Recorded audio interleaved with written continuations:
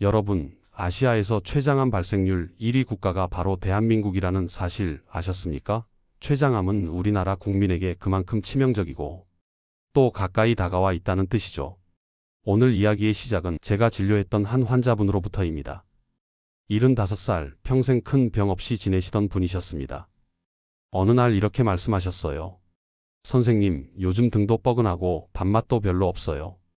체중도 한두 달 사이에 빠졌는데 이게 노화 때문인 거겠죠? 사실 처음엔 흔한 근골격계 통증이나 위장 기능 저하 정도로 생각할 수도 있었습니다. 하지만 평소 생활 습관과 건강 상태를 살펴보던 중 저는 뭔가 예사롭지 않다는 느낌을 받았습니다. 췌장 쪽에 문제가 있을 수 있겠다는 판단이 들었고 복부 CT 검사를 권해드렸습니다. 그리고 결과는 췌장암 1기. 다행히도 조기에 발견되어 수술이 가능했고 지금은 정기적으로 외래 진료만 받으며 일상생활을 잘 이어가고 계십니다. 만약 그때 등을 그냥 담결림이라고 생각하고 넘어갔다면요. 상상만 해도 아찔합니다. 이렇게 췌장암은 초기 증상이 애매하거나 거의 없는 경우가 많습니다. 그렇기 때문에 조기 진단이 어렵고 암이 꽤 진행된 후에야 알아차리는 경우가 대부분이죠. 오늘은 여러분께 반드시 알고 계셔야 할 췌장암의 첫 번째 신호들, 그리고 누가 췌장암에 잘 걸리는지 그 위험군에 대해 낱낱이 알려드릴 겁니다. 췌장암은 눈치채는 순간 이미 늦은 병입니다. 하지만 다행히도 우리가 할 수 있는 일은 분명히 있습니다. 그리고 오늘 영상에는 그 방법이 아주 구체적으로 담겨 있습니다. 제가 단언합니다. 끝까지 보신 분은 반드시 한 가지 이상 얻어가십니다. 그러니 영상 꼭 중간에 끄지 마시고 끝까지 들어주세요. 자, 그럼 본격적으로 시작해 보겠습니다. 췌장암은 우리나라에서 5년 생존율이 가장 낮은 암입니다. 말 그대로 걸리면 생존하기 가장 어려운 암이라는 뜻이죠. 췌장은 깊숙이 배 안쪽에 자리 잡은 장기입니다. 겉으로 드러나지 않기 때문에 이상이 생겨도 쉽게 알아차릴 수 없습니다. 그래서 별다른 자각 증상 없이 조용히 그리고 빠르게 진행되죠. 췌장은 우리가 먹은 음식을 소화하는데 꼭 필요한 소화 효소를 만들고 혈당을 조절하는 인슐린도 분비합니다. 하지만 이런 중요한 일을 하면서도 우리가 췌장에 이상이 생겼는지를 느끼기는 매우 어렵습니다. 그렇다면 췌장암은 어떤 분들에게 더 잘 생길까요? 우선 남성이 여성보다 더 취약하다고 알려져 있습니다. 그리고 나이가 들수록 위험도가 올라갑니다. 특히 55세 이상, 그리고 흡연을 하시는 분들이라면 췌장암의 고위험군에 해당한다고 볼 수 있습니다. 담배는 췌장에 염증을 일으켜 암을 유발할 수 있고 실제로 흡연자는 비흡연자에 비해 췌장암 발생률이 1.7배 이상 높습니다. 또 하나 간과하기 쉬운 것이 음주입니다. 술은 췌장이 아니라 간에만 안 좋은 거 아니야? 하실 수도 있는데요. 술 역시 췌장 세포에 직접적인 손상을 주기 때문에 잦은 음주 역시 중요한 위험 요인이 됩니다. 특히 술과 담배를 모두 하시는 분들은 반드시 이 내용을 기억해 두셔야 합니다. 그리고 비만과 당뇨, 췌장에 가장 큰 부담을 주는 조건입니다. 혈당이 자주 오르내리면 췌장은 인슐린을 분비하기 위해 계속해서 일을 해야 하고 그 부담이 계속 쌓이면 염증으로 이어지고 시간이 지나면서 암으로 발전할 수 있습니다. 여기서 중요한 점은 위험 요인이 하나라도 있으면 의심하고 2개, 3개 이상이면 반드시 검진을 고려하셔야 한다는 점입니다. 예를 들어 드릴게요. 50대 중반 남성, 술과 담배를 매일 하시고 뱃살이 있는 체형, 그리고 당뇨 전 단계라고 들으신 적이 있다면 그분은 췌장암의 고위험군에 해당합니다. 그런데 최근 연구에 따르면 청소년기에 담배를 시작한 사람이 훨씬 더 높은 위험을 갖고 있다는 보고도 있습니다. 즉, 이건 단순히 나이의 문제가 아니라 생활 습관 전체가 장기적으로 영향을 준다는 뜻입니다. 또 하나 흥미로운 사실은 키가 큰 사람일수록 췌장암 위험이 높다는 연구 결과입니다. 이는 성장 호르몬의 영향을 받는 모든 장기암에서 나타나는 특징이기도 합니다. 그래서 나는 술도 담배도 안 하고 고기도 많이 안 먹는다고 해도 키가 크고 체지방률이 높은 경우에는 췌장 건강을 점검해 보시는 게 좋습니다. 그리고 야간 교대 근무나 수면 패턴이 불규칙한 분들, 이런 분들은 체내 호르몬 리듬이 무너지고 스트레스 호르몬 분비가 많아져 췌장의 부담이 누적될 수 있습니다. 여러분, 여기서 꼭 기억하셔야 할 것이 하나 있습니다. 이 모든 위험 요인들이 하나씩은 대부분 누구에게나 있다는 것입니다. 그러니까 나는 괜찮겠지라는 아니란 생각보다 혹시 나는 고위험군 아닐까? 하고 점검해 보시는 것이 훨씬 중요합니다. 한 걸음 더 들어가서 췌장이 어떤 구조를 가지고 있는지, 그리고 암이 췌장의 어디에 생기느냐에 따라 증상이 어떻게 다르게 나타나는지 알려드리겠습니다. 이 이야기 그냥 의학 정보처럼 들릴 수도 있지만 여러분이나 가족 중 누군가가 이상한 증상을 느끼고 계시다면 이 정보를 바탕으로 조기에 알아차릴 수도 있습니다. 그러니 귀 기울여 들어주세요. 먼저 췌장은 생선처럼 생긴 기관입니다. 머리, 몸통, 꼬리 이렇게 세 부분으로 나눠 설명하는데요. 의학적으로는 두부, 체부, 미부라고 부릅니다. 전체 췌장암의 3분의 2 정도는 췌장의 머리, 즉 두부에 발생합니다. 두부에는 우리가 먹은 음식물에서 나오는 담즙이 지나가는 관, 즉 담도가 지나가는데요. 이 담도가 췌장을 관통하면서 지나갑니다. 문제는 이 담도와 췌장암의 위치가 가까울 경우입니다. 암이 자라면서 이 담도를 막아버리면 황달이 나타납니다. 황달은 단순히 얼굴빛이 누렇게 변하는 것만을 의미하지 않습니다. 가장 먼저 변 색깔이 변합니다. 우리 변이 갈색인 이유는 담즙 때문인데 이 담즙이 내려가지 못하면 변이 옅은 회색이나 흑빛처럼 바뀝니다. 이를 점토변이라고 부르기도 하죠. 그리고 그 담즙이 혈액으로 역류하게 되면 소변색이 진해지고 눈의 흰자위나 얼굴이 노랗게 변하는 황달 증상이 시작됩니다. 혹시 요즘 소변색이 진해졌나? 변 색깔이 평소와 다르게 희거나 누렇지 않나? 이런 작은 변화가 췌장의 문제일 수 있다는 겁니다. 그런데 문제는 이렇습니다. 담도를 막을 만큼 암이 자라야 황달이 생깁니다. 즉, 췌장암의 초기 단계에서는 황달이 없을 수도 있다는 뜻입니다. 그나마 두부에 생긴 암은 담도를 누르면서 조기에 발견되는 경우가 일부 있습니다. 하지만 체부나 미부, 즉 췌장의 몸통이나 꼬리에 생긴 암은 다릅니다. 이 부위에는 담도와 연결된 구조가 없기 때문에 황달 같은 조기 신호 없이 조용히 자랍니다. 그래서 체부나 미부에 생긴 췌장암은 대부분 증상이 거의 없거나 있더라도 매우 애매한 증상들만 나타납니다. 예를 들면 소화불량, 배에 가스가 차는 느낌, 식욕 저하, 미묘한 복통, 그리고 종종 이야기되는 등통증입니다. 그렇다면 등통증 정말 췌장암의 신호일까요? 결론부터 말씀드리면 그럴 수도 있고 아닐 수도 있습니다.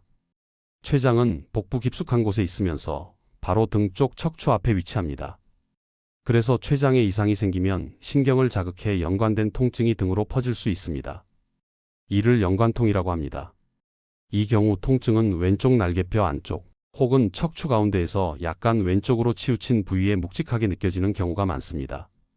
그런데 이 증상이 있다고 해서 모두 췌장암은 아닙니다. 췌장암 환자의 4분의 3은 등통증을 전혀 경험하지 않습니다. 반대로 등통증이 있는 분들 중에서 췌장암으로 진단되는 경우는 1%도 되지 않습니다. 즉, 등통증만으로 췌장암을 조기에 발견하는 건 거의 기적에 가깝다고 봐야 합니다. 하지만 고위험군이면서 등통증이 새롭게 생겼고 점점 심해지거나 체중 감소, 소화불량이 함께 나타난다면 반드시 검사를 고려해 보셔야 합니다. 여기서 췌장암의 또 하나의 중요한 초기 신호를 알려드리겠습니다. 바로 갑자기 새로 생긴 당뇨병입니다. 여기서 새로 생겼다는 말이 중요합니다. 특히 60세 이후에 당뇨가 생기고 동시에 체중이 빠진다? 이건 반드시 췌장을 확인해 봐야 합니다. 실제 연구에 따르면 이런 조합을 가진 분들은 췌장암 위험이 일반인보다 100배 가까이 높아진다는 보고도 있습니다. 이럴 경우 췌장 MRI를 연속 3년 동안 매년 1회씩 촬영할 것을 권장하기도 합니다. 물론 보험 기준이나 가이드라인에는 아직 포함되지 않았지만 의학적으로는 매우 유의미한 이야기입니다. 그런데 말입니다. 여기서 많은 분들이 궁금해하십니다. 췌장 기능이 떨어지면 소화불량도 올 수 있나요? 복부가 더부룩하거나 가스가 자주 차는 것도 관련이 있나요? 그럴 수 있습니다. 췌장이 만들어내는 소화 효소가 줄어들면 우리가 먹은 음식물 소화가 잘 안 되고 그로 인해 더부룩함이나 체한 느낌이 자주 생깁니다. 하지만 여기서 중요한 점이 있습니다. 소화불량은 워낙 흔한 증상이라는 겁니다. 위염, 장염, 과민성 대장 증후군, 심지어 단순한 스트레스 때문에도 소화불량은 생깁니다. 그래서 단순히 소화가 안 된다는 이유만으로 췌장암을 의심하긴 어렵습니다. 하지만 소화불량과 함께 체중이 줄고 당뇨가 생기고 등이 아프다? 이 경우에는 이야기가 달라집니다. 이 조합은 췌장암의 가능성을 충분히 생각해 볼 수 있는 조건이 됩니다. 즉, 하나하나는 평범한 증상일지라도 세 가지 이상이 동시에 나타날 땐 반드시 검사를 고려하셔야 한다는 것입니다. 자, 여기까지 들으신 여러분은 지금부터 주변 사람들의 말과 몸의 신호에 훨씬 더 민감해지실 겁니다. 요즘 밥맛이 없네, 살이 빠졌네, 등이 왜 이리 뻐근하지? 그저 흘려듣지 마시고 이런 말들이 반복되면 꼭 병원에서 점검받아 보시기 바랍니다. 그렇다면 의심될 때 어떤 검사를 받아야 할까요? 제가 방송 중에 자주 드리는 말씀이 있습니다. 검사는 조기 발견의 문이다. 특히 췌장암 같은 병은 증상이 없을 때 찾아야 의미가 있습니다. 증상이 확실해졌을 땐 이미 많이 진행된 경우가 대부분이거든요. 그렇다면 증상이 애매하지만 뭔가 이상하다고 느껴질 때, 또는 나는 고위험군에 해당된다고 생각될 때 어떤 검사부터 받아보는 게 좋을까요? 우선 가장 접근하기 쉬운 검사는 복부 초음파입니다. 복부 초음파는 간, 담낭, 췌장, 신장 등 복부 장기를 전반적으로 살펴볼 수 있는 검사입니다. 다만 췌장은 다른 장기들에 비해 위치가 깊고 소화관 가스에 가려지는 경우가 많아서 모든 부위가 잘 보이지 않을 수 있다는 단점이 있습니다. 특히 뱃살이 많거나 복부에 가스가 많이 차 있는 경우는 시야가 흐려질 수 있어요. 그래서 그 다음으로 많이 권하는 검사가 바로 복부 CT입니다. 조영제를 사용하는 CT 검사는 췌장의 구조뿐 아니라 주변 혈관, 전이 여부까지 보다 정밀하게 확인할 수 있습니다. 특히 췌장암이 생겼을 때 주변 장기로 퍼졌는지 수술이 가능한 상태인지 확인할 때 반드시 필요한 검사입니다. 간혹 조영제는 몸에 안 좋다던데요? 하시는 분들도 계신데요. 물론 신장 기능이 좋지 않거나 조영제 알레르기가 있으신 분들은 주의가 필요하지만 대부분은 큰 문제 없이 검사하실 수 있습니다. 중요한 건 조영제를 사용한 CT가 췌장암 진단에 훨씬 정확도 높다는 점입니다. 그 다음 더 정밀한 검사를 원할 경우 복부 MRI가 있습니다. MRI는 방사선 노출 없이 췌장의 미세한 병변까지 찾아낼 수 있어서 고위험군이나 이미 영상에서 이상이 의심되는 경우 많이 활용됩니다. 특히 최근에는 조기 췌장암이나 전암성 병변, 즉 암으로 발전할 가능성이 있는 상태를 확인하는 데 MRI가 탁월한 역할을 하기도 합니다. 하지만 MRI는 비용이 높고 검사 시간도 길기 때문에 모든 분이 바로 받기엔 현실적인 제한이 있을 수 있습니다. 따라서 일반적으로는 복부 초음파에서 이상 소견 시 CT 그리고 필요시 MRI 순서로 검사를 받게 됩니다. 그럼 여기서 궁금하신 분들도 계실 겁니다. 혈액검사로는 확인 안 되나요? 췌장암에는 실제로 혈액검사 항목이 있습니다. 바로 CA19-9라는 종양 표지자입니다. 이 수치는 췌장암 환자에서 높게 나타나는 경향이 있어서 병의 진행 정도나 치료 반응을 살필 때 사용됩니다. 하지만 중요한 건 이 수치만으로 췌장암을 진단할 수는 없다는 점입니다. 정상인도 수치가 오를 수 있고 췌장암 환자 중에도 이 수치가 정상이거나 오히려 다른 질환으로 인해 수치가 높게 나오는 경우도 있습니다. 즉, 참고 자료일 뿐 절대적인 진단 기준은 아니라는 겁니다. 하지만 예외적인 경우도 있습니다. 예를 들어 당뇨로 병원 치료를 받고 있던 환자분이 어느 날 혈당 조절이 갑자기 안 되는 경우, 그럴 땐 의심되는 다른 원인을 찾기 위해 CA19-9 검사를 함께 진행하는 경우가 있습니다. 그렇다면 일반인이 실제로 췌장 검사를 원할 때 어떤 경로로 진행하면 좋을까요? 제가 추천드리는 방법은 이렇습니다. 첫 번째, 나이나 생활습관상 췌장암 고위험군에 해당하신다면 건강검진 때 복부 초음파나 복부 CT 검사를 추가로 요청해 보세요. 특히 50대 이상의 남성, 음주와 흡연을 자주 하시는 분, 혹은 가족 중 췌장암 병력이 있으신 분이라면 반드시 고려해 보셔야 합니다. 두 번째, 증상이 있으면서 위험 요인도 겹친다. 예를 들어 체중이 줄고 소화가 안 되고 등이 아픈 증상이 몇 주 이상 지속된다면 시간 끌지 말고 소화기내과 전문의를 찾아가세요. 그 자리에서 CT나 MRI 여부를 결정할 수 있습니다. 세 번째, 고위험군이면서도 불안함이 지속될 경우 1년에 한 번씩 복부 MRI를 받아보는 것도 좋은 선택입니다. 물론 비용이 부담되실 수 있으니 의료진과 상의 후 결정하시길 권해드립니다. 췌장은 몸 깊숙한 곳에 있고 병이 생겨도 조용히 진행되며 수술 가능한 상태에서 발견되기 어렵기 때문에 더욱 적극적인 검진이 필요합니다. 그리고 여기서 꼭 강조드리고 싶은 한 가지, 혈액검사는 어디까지나 보조수단이고 가장 정확한 진단은 영상검사라는 점, 이걸 잊지 마시기 바랍니다. 지금까지 췌장암의 위험 요인, 증상, 진단과 검사에 대해 알아봤죠. 이제 방향을 조금 바꿔서 췌장이 어떤 일을 하는 장기인지, 그리고 췌장에 무리를 주는 생활 습관은 어떤 것들이 있는지 함께 살펴보겠습니다. 췌장이라는 단어는 익숙하지 않지만 사실 이 장기가 없으면 우리는 하루도 제대로 살 수 없습니다. 췌장은 크게 두 가지 기능을 합니다. 첫째는 소화효소를 만드는 것, 둘째는 혈당을 조절하는 것입니다. 조금 더 자세히 설명드릴게요. 우리가 밥을 먹으면 입, 식도, 위, 소장, 대장을 지나면서 음식이 소화됩니다. 하지만 이 모든 과정에서 혼자 알아서 소화되는 건 아니에요. 여기엔 다양한 소화액과 효소들이 필요한데 그 중에서도 췌장은 소화의 마지막 주자이자 종합세트 역할을 합니다. 췌장은 탄수화물, 단백질, 지방을 모두 분해하는 효소를 만들어서 십이지장으로 보내주죠. 쉽게 말하면 위에서는 음식물을 으깨고 췌장은 그걸 완전히 쪼개서 흡수 가능한 형태로 만들어주는 겁니다. 그래서 췌장이 제 기능을 못하게 되면 우리가 아무리 좋은 음식을 먹어도 흡수가 안 되고 결국 영양실조, 체중 감소, 설사, 복부 팽만 등 다양한 증상이 생길 수 있습니다. 그리고 두 번째 기능은 많이 들어보셨을 겁니다. 바로 혈당 조절입니다. 췌장은 인슐린이라는 호르몬을 분비합니다. 이 인슐린이 바로 우리 몸의 혈당을 일정하게 유지해주는 장치입니다. 췌장이 약해지면 인슐린 분비가 줄어들고 그 결과 당뇨병이 발생하게 됩니다. 그래서 췌장은 소화와 혈당, 이 두 가지를 동시에 책임지는 작지만 엄청나게 중요한 기관입니다. 그런데 말입니다. 가끔 이런 이야기를 들으신 적 있을 거예요. 췌장 효소는 평생 사용할 양이 정해져 있다. 젊을 때 폭식하면 효소를 다 써버려서 나중에 췌장이 망가진다. 왠지 그럴듯하게 들리죠? 그런데 이건 절반은 맞고 절반은 틀린 이야기입니다. 췌장 효소는 재사용도 가능하고 계속 생성됩니다. 눈물이 평생 쓸 만큼만 정해져 있다고 해서 젊을 때 아껴 울지는 않잖아요. 침, 땀, 눈물, 췌장액. 이런 생리적 분비물은 필요할 때마다 만들어지는 구조입니다. 더군다나 대부분의 소화효소는 90% 이상이 재흡수돼서 다시 사용될 수 있습니다. 최근에는 췌장 효소도 상당 부분이 재활용된다는 연구 결과도 나와 있습니다.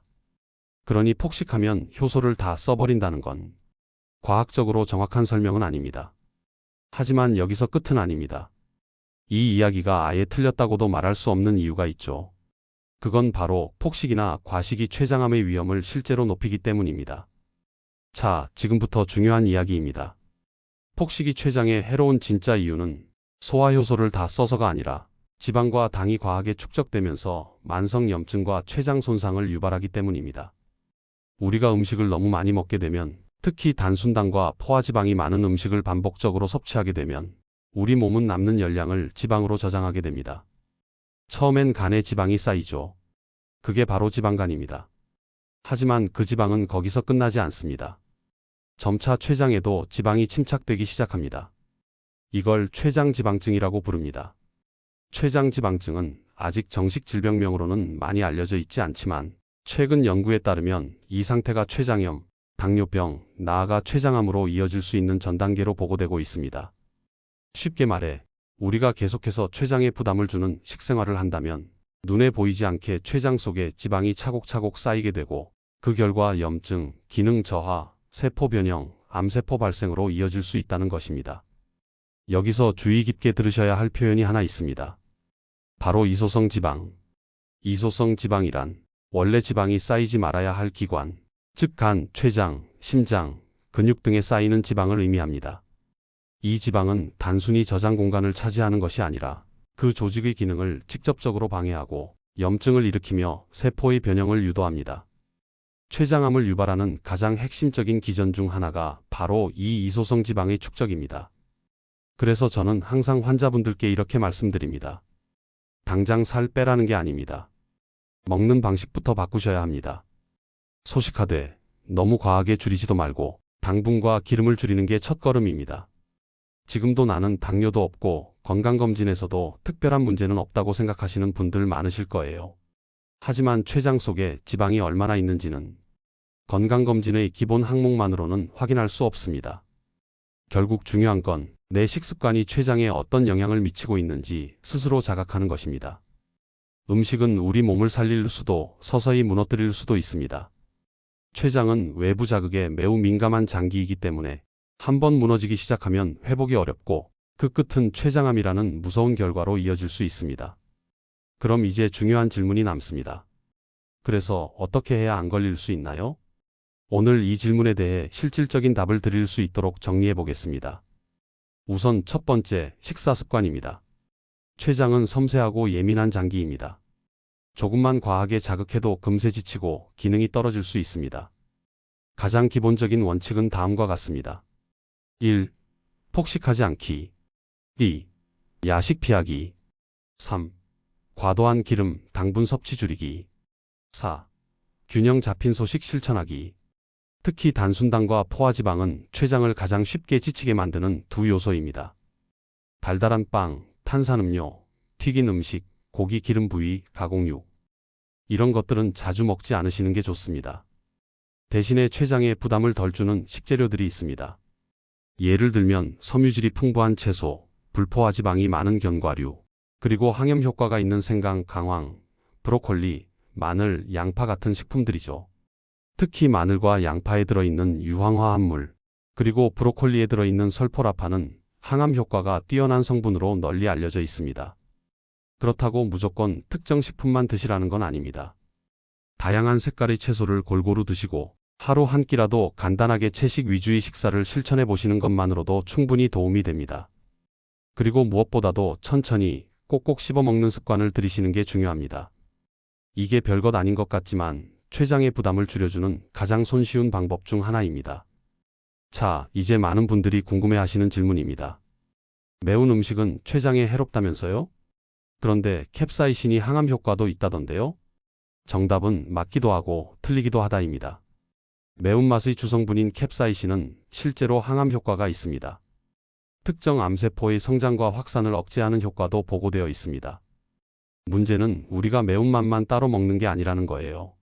우리가 매운 음식을 먹을 때는 대개 짠맛, 단맛, 기름기가 함께 섞여 있죠. 예를 들어 제육볶음이나 떡볶이, 매운 찌개처럼 자극적이고 기름진 조합으로 먹는 경우가 대부분입니다. 이런 방식으로 섭취하면 매운맛보다도 오히려 함께 섭취되는 지방, 염분, 당분이 췌장을 더 크게 자극하게 됩니다.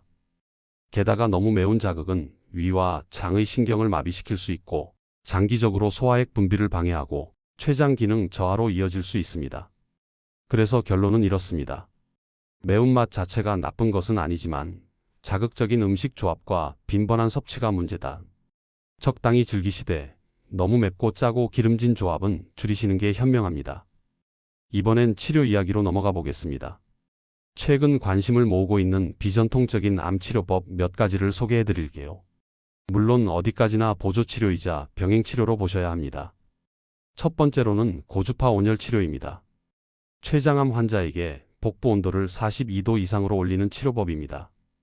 이렇게 체온을 인위적으로 높이면 NK세포 활성도가 증가하고 암세포의 혈관 확장 능력이 떨어져 열을 배출하지 못해 죽는 효과가 발생합니다. 실제로 일부 병원에서는 췌장암 환자에게 고주파 온열 치료를 병행해 통증 감소와 치료 반응 향상을 보고하고 있습니다. 두 번째는 고압산소 치료입니다. 특수한 장치에서 2기압 이상의 산소를 고농도로 흡입하게 하면 산소가 헤모글로빈뿐 아니라 혈장 속에도 녹게 됩니다.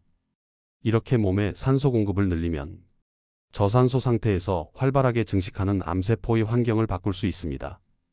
또한 항암 치료나 방사선 치료의 부작용 회복에도 도움을 주는 것으로 알려져 있습니다. 세 번째는 중입자 치료입니다. 중입자 치료는 빛의 속도로 탄소 입자를 가속시켜 암세포를 직접 파괴하는 기술입니다.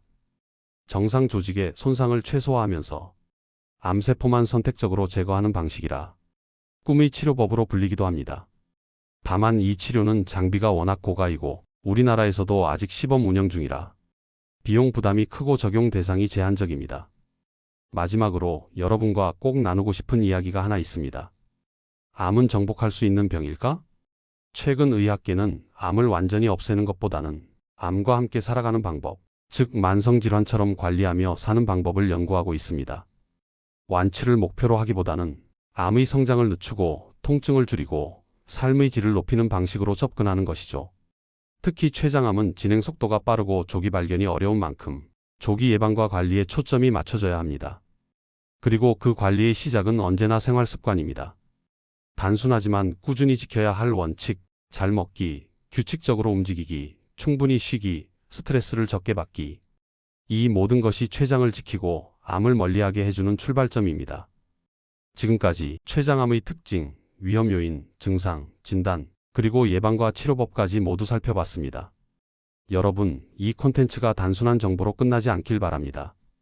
오늘의 식사, 오늘의 습관 하나하나가 내 몸을 어떻게 만들고 있는지 작은 질문을 스스로 던지는 계기가 되었으면 좋겠습니다.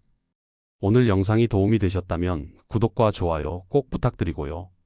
멤버십 회원가입으로 함께 해주시면 더욱 감사하겠습니다. 그리고 댓글로 여러분들의 이야기를 마음껏 들려주세요. 여러분은 몇 살이신지, 어디에 사시는지 말이에요. 궁금한 점을 남겨주셔도 좋습니다. 제가 직접 답변 드릴 테니 편하게 물어보세요. 여러분의 삶이 더 건강하고 더 빛나기를 바라며 오늘 영상 마무리하겠습니다. 고맙습니다.